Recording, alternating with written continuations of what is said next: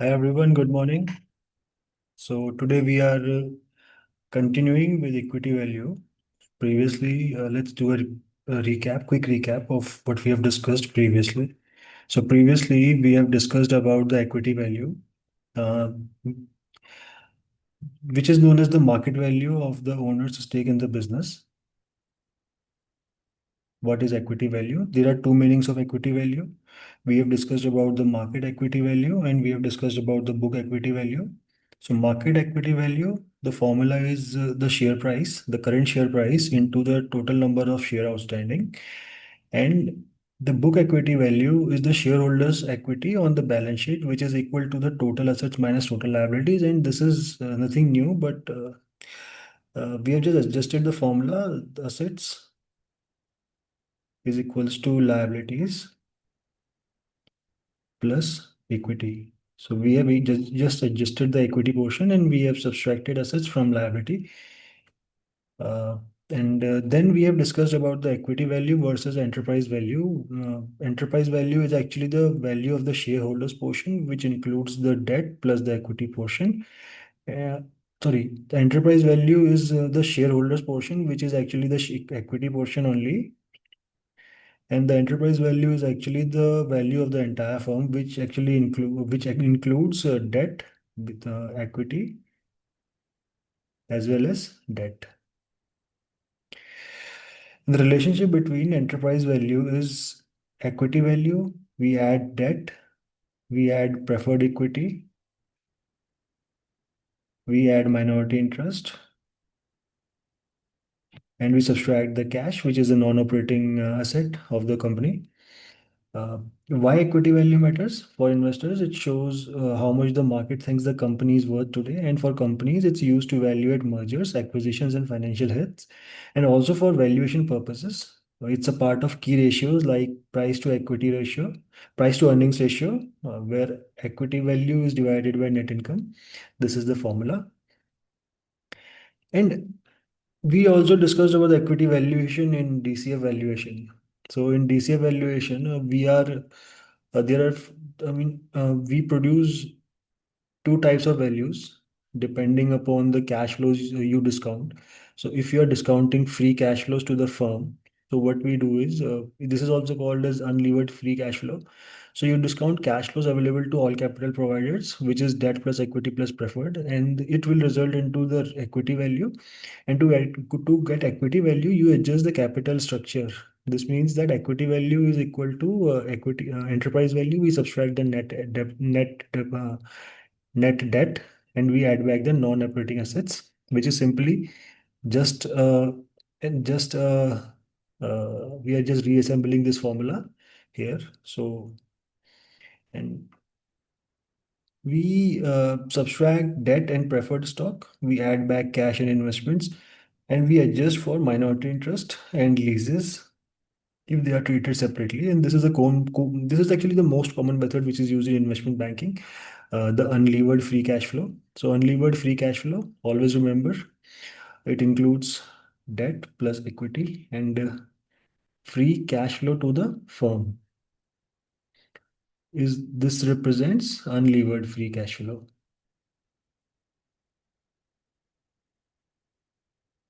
and this is used uh, and enterprise value is the enterprise value is calculated using the above these parameters.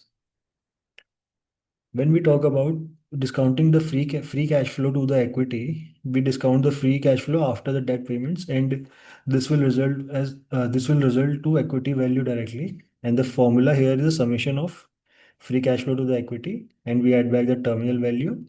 We discount them to the current by all the time. We discount them to the current time period, discount them back, and then we calculate the equity value. So how equity value differs from market cap? Most people confuse here equity value with market cap, but market cap is the value of common shares, which is the share price. We multiply with the common shares outstanding. And equity value is actually a broader concept, a market concept, which includes market cap, which is here, and we add them in the money options. and out preferred stocks and RSUs. Uh, this equity value actually has this equity value is influenced by the market and also by the dilution of common number of shares. Dilution of shares, let's say shares. So equity value includes all equity claimed and not just common stock. And we also discussed about equity value versus intrinsic value. What is equity value and what is intrinsic value? So if you are the concept, intrinsic value is actually the underlying worth of the company, the concept of true and underlying worth of the company, and the market value, equity value is a market driven or the model driven value. This represents how much your shares are worth, and it's based on common shares, preferred equity, options and RSUs, restricted stock units. And intrinsic value is actually based on competitive advantage, moat, management quality, future cash flows, economic conditions, and highly dependent on assumptions. And it is used by Warren Buffett and other value investors. Okay, so I hope this much was clear. We have revised what we have just we discussed in the previous reading chapter episode 3. So let's today start with episode 4, where we are going to discuss about how to adjust equity value for preferred stock and minority interest. So let's understand. Uh, Imagine you are trying to figure out how much a company is truly, how much of a company truly belongs to the regular or the common shareholders. The ordinary people who own the stock, those are the regular and the common shareholders, but a company can have other types of owners also, and some of them have special rights. And before you can know what the common shareholders actually own, you must subtract what belongs to those owners. And those two types of people are actually preferred stockholders and the minority interest holders. So minority interest holders are actually the owners of the part of subsidiaries. So preferred stockholders are, they have a preference in the business, and minority interest holders are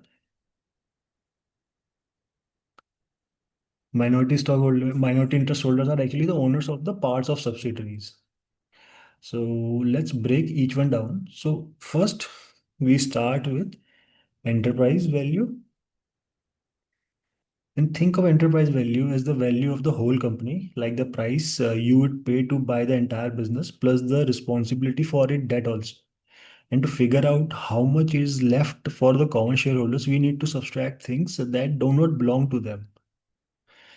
So, debt, preferred stock after minority interest. So, net debt is the total debt minus cash and the cash and cash equivalent.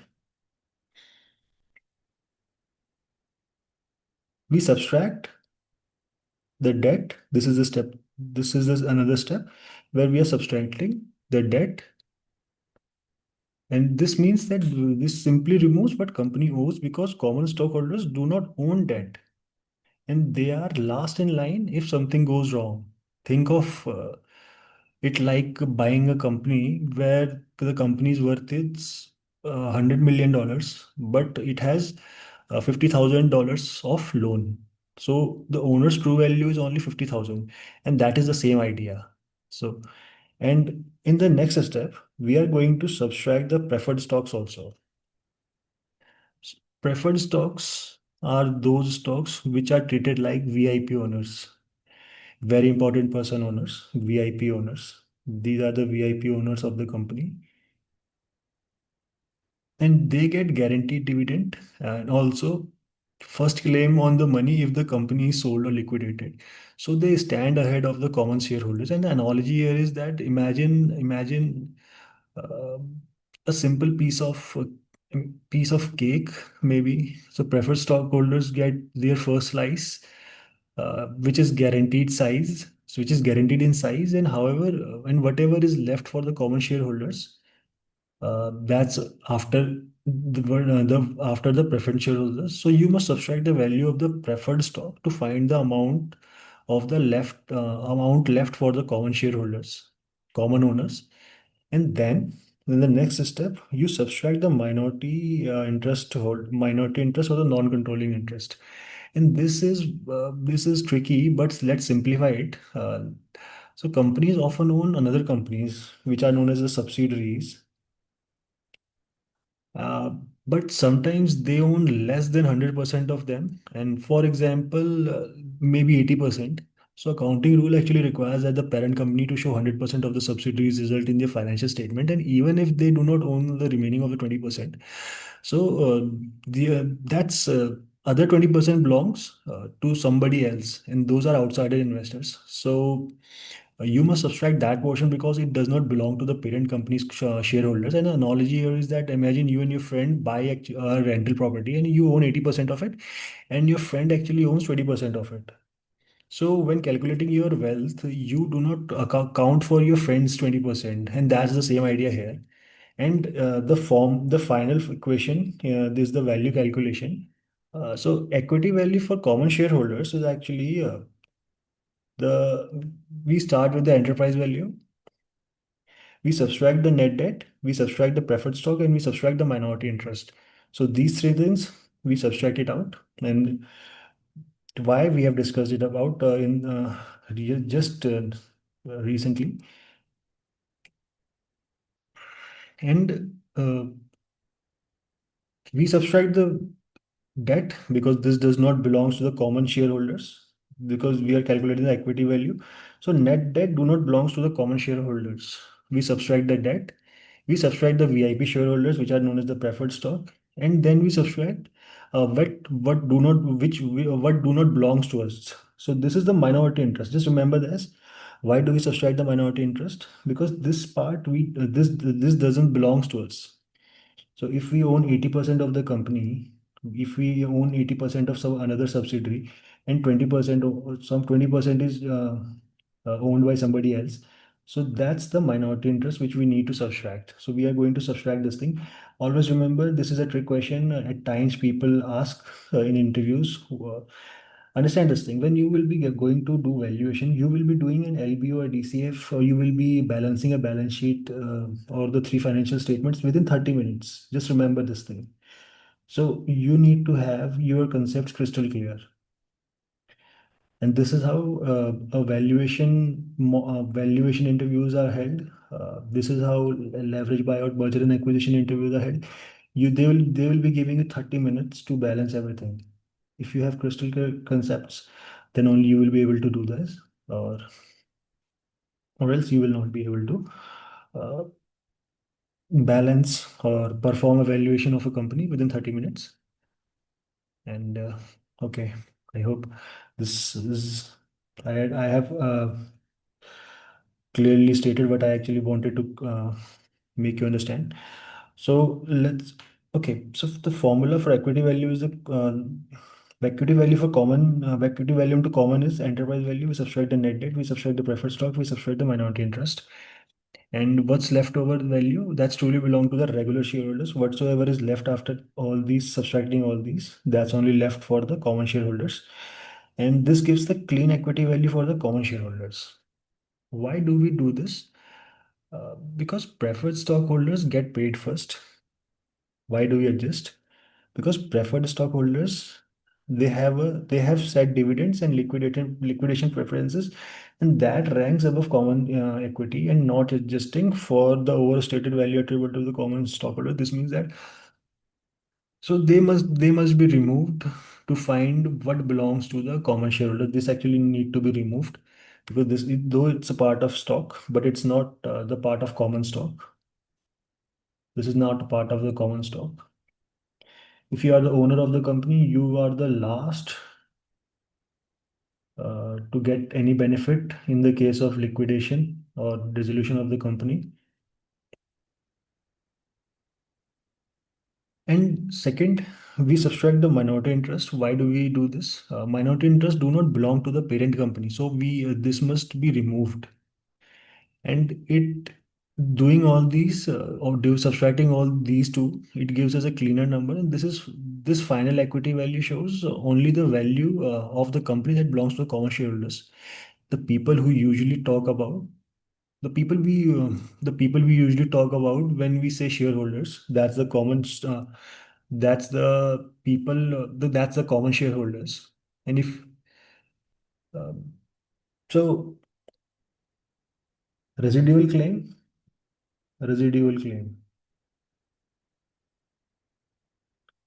goes to common shareholders, and that's why I am emphasizing on this is not a very big topic, but you need to understand the equity value concept as well as the enterprise value concept, and why and what is the meaning of minority interest, what is the meaning of preferred stock, and what is the meaning of debt and net debt.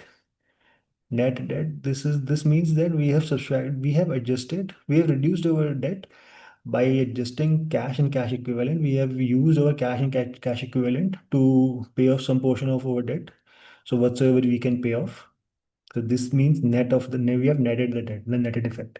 The residual claim goes to the common shareholders. And after that, we have one more topic, which is calculate equity value when preferred stock has liquidation preference. Liquidation preference here, we are talking about dilution. Liquidation preference.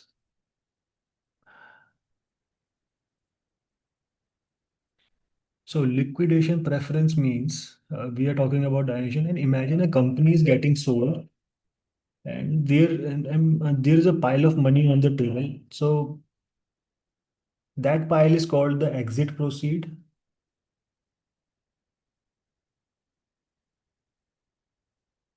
or it could be called as equity value at exit. Now understand this thing.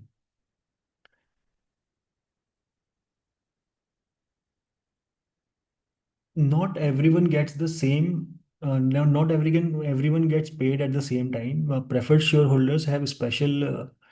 I mean, those are special investors, and they are usually early stage investors. But they have a contract that says before any money goes to the regular or common shareholders, pay us our specified amount first, and that specified amount is this liquidation preference, and this is basically a guaranteed minimum payout. This is basically a guaranteed minimum payout, and how do we calculate the liquidation preferences? Uh, First, we determine the liquidation preference. So the liquidation preference is preferred shareholders originally invested at some price initially, and liquidation preference is the original price per share into the number of shares and a multiplier. Original price per share. This is the issue price, original issue price, uh, number of preferred shares, and there is a multiplier. So multiplier means how many times their money they get before anyone else get paid. So let's assume that the investor bought $5 million of shares, and the multiplier is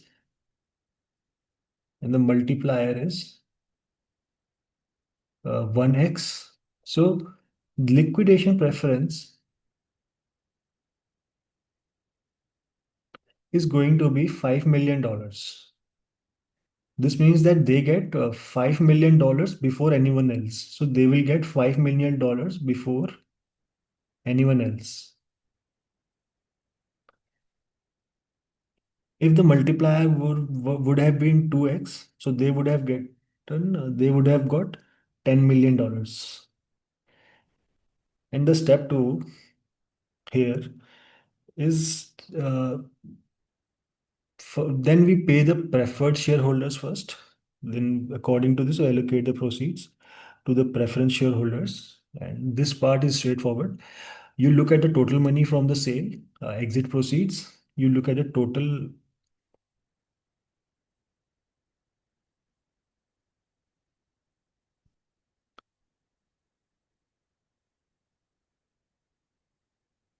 So you look at whatsoever amount, the total money from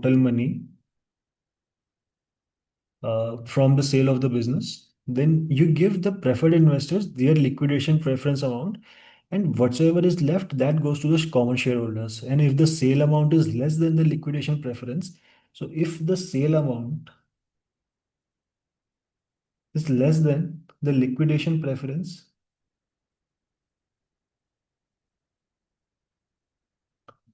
so here the preferred stockholders actually takes everything, and the common shareholders gets nothing. And this is why liquidation preference can dramatically reduce the common shareholders value, or the whatsoever common shareholders are going to receive. And there are, you need to understand that there are two types of preferred stocks. There are participating and non-participating preferred stocks.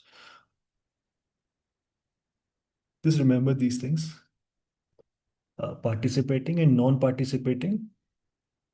So non-participating preferred stocks must choose from whether they take the liquidation preference, that is guaranteed amount, or they can convert their common stocks and the shares, and share the leftover money proportionally like common normal shareholders. So they can choose their liquidation preference or convert to common stocks for a pro rata share, whichever is higher. And the participating stocks, preferred shareholders get their liquidation preference plus a pro rata share of the remainder with the common shareholders. So participating and non-participating. Participating, they get liquidation preference first, and a percentage of whatever money is left based on the ownership. So they get two bites of the apple, guaranteed payout plus a share of the leftover, and this leaves much less for the common shareholders. Then we determine how much goes to the common shareholders. So we calculate adjusted equity value for common stockholders, common shareholders. So this is the residual value which is left after the liquidation preference. So residual proceed is actually, we subtract the liquidation preference from the total exit proceeds. And we have discussed that if the liquidation preference is more than the sale amount, the common shareholders gets nothing. So the formula here is maximum of exit proceeds minus liquidation preference. If the liquidation preference is more than the sale amount, if the liquidation preference is more than the sale amount, this number is going to be negative. This means they are not going to get anything. Maximum is zero, negative. Zero is bigger than negative. So this means they are not going to get anything. Uh, so this is the formula basically. Uh, So then we split the residual value into non-participating. This is for the non-participating preferred stockholders. So exit value is zero, or a maximum of zero, or the exit proceeds minus liquidation preference. So let's assume that the company was sold for $100 million. This is the exit proceed. And the liquidation preferences, uh, let's assume if it was 20x, so they would have, let's assume 10x. So the liquidation preferences 10x means $50 million. So the value for common stockholders would be 100 minus $50 million. Maximum of zero or this. So this will be zero or $50 million. So maximum would be $50 million. So that would be the value to the common stockholders. But for when we talk about for the participating preferred shareholders, the preferred shareholders is the liquidation preference, and we add the preferred share percentage of the residual proceed. This is what we discussed here in this part. Preferred shareholders get liquidation preference plus a pro rata share of the remainder with the common shareholders. Just remember this thing. This will be very helpful when we will doing valuation, and all this information will be used when we will be calculating the EPS, the dilution impact on the dilution impact of the preferred share, uh, and other securities on our stocks. So when we are talking about the participating preferred. So this is the formula that the liquidation preference, let's assume that they have a liquidation preference of, okay, let's assume the previous example only. So after everything, liquidation preference, $50 million are left over for the common stockholders. But preferred share, there is a percentage of the residual proceeds. So let's assume that the preferred shares have a proceed of 20% more. So they are going to now get $50 million first. But after this, 20% of 50 will be $10 million. Then the residual will be only $40 million for the common stockholders.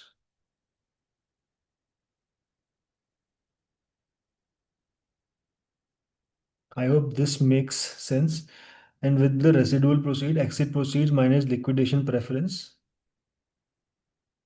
The residual proceed is the exit proceed minus liquidation preference, which is this formula again. Something messed up. This is again this formula which we are talking about. So there is a simple example here. So let's assume that the company is sold for $8 million. Preferred shares has 5 million liquidation preference and 50% as converted ownership. So in case of non-participating preferred, the preferred receive 5 million off the top and remaining 3 million goes to the common. How? The formula was maximum of 0 or the exit proceed, which is $8 million, and the 5 million liquidation preference, which is 5. This means the maximum of 0 or $3 million. I hope you are able to connect this thing with the formula above we have just discussed. Non-participating, this one. And when we are talking about the participating, so the participating after everything, there is 50% as converted ownership. This means that after 3 million,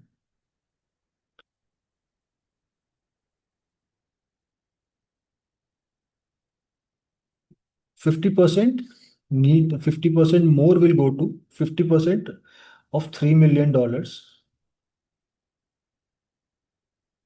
50% of $3 million will be $1.5 million will again go to the participating participating preferred shareholders. This will give us a value of 3, sorry, this will give us a value of 5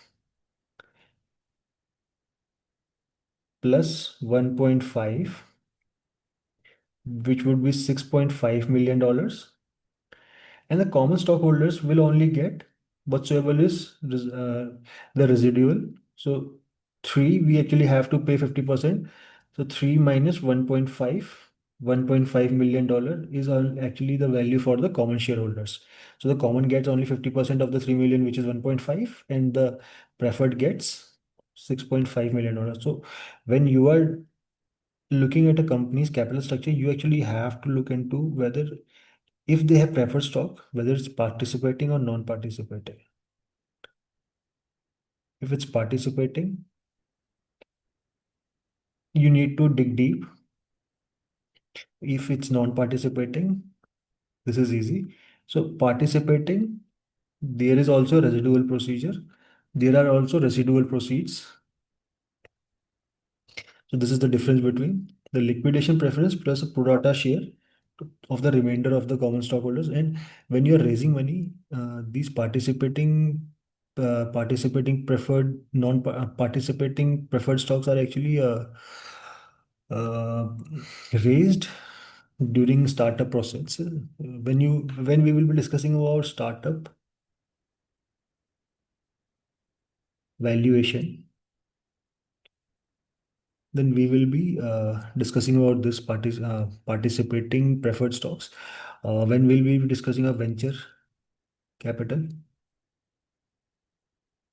Then again we will be discussing about participating and non-participating preferred stocks. I hope this much was clear. And the key points to remember are the liquidation preference means that preferred shareholders get paid first, and sometimes they get more than the common shareholders even after that. But for startup employees and founders who hold common stocks, this can dramatically shrink the amount they receive when the company is sold. And in public companies like Apple and Microsoft, this rarely exists. But in startups, liquidation preferences are extremely common. And that's what I said. When we will discuss about the startup valuation of venture capitals, we will discuss about this in detail. And a quick summary, the preferred stocks have a money back first guarantee. Venture-backed startups, common. Uh,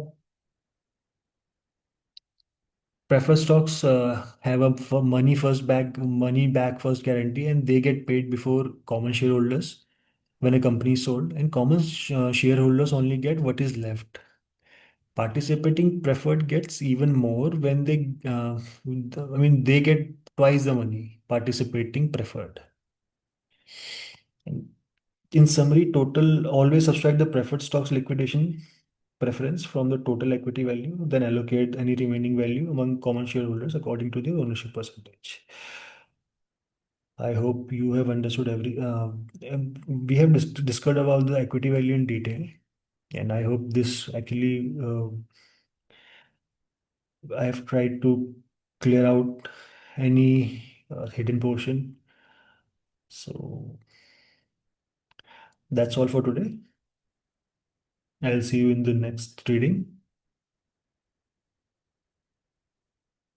All the best. Thank you for attending the session.